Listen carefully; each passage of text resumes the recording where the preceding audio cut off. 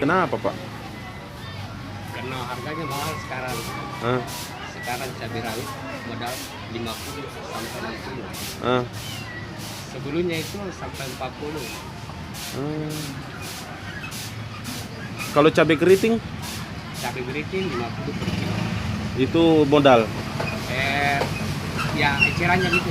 Oh, ecerannya. Ecerannya 50. Ini kenapa, Pak, sampai Lombok ini cabai rawit enggak ada, Pak?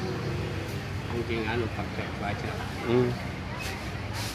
Ini kalau ada barangnya, Pak, biasa Bapak jual berapa nih kalau ada barangnya biasa saya jual sampai 70.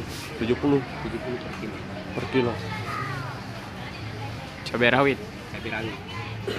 Sekitar harga apa, Pak? Yang naik sekarang itu semuanya naik. Semuanya naik. Cuma bawang putih saja Yang agak stabil. Bawang merah katanya Bawang merah tembus 50 ya? 50 60. 61 kilonya. Pak, harapan Pak pemerintah supaya harga ini atau stok ini tetap ada, Pak? Iya, mudah-mudahan.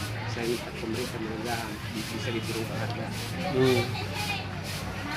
Apalagi sekarang ini kan semakin ekonomi.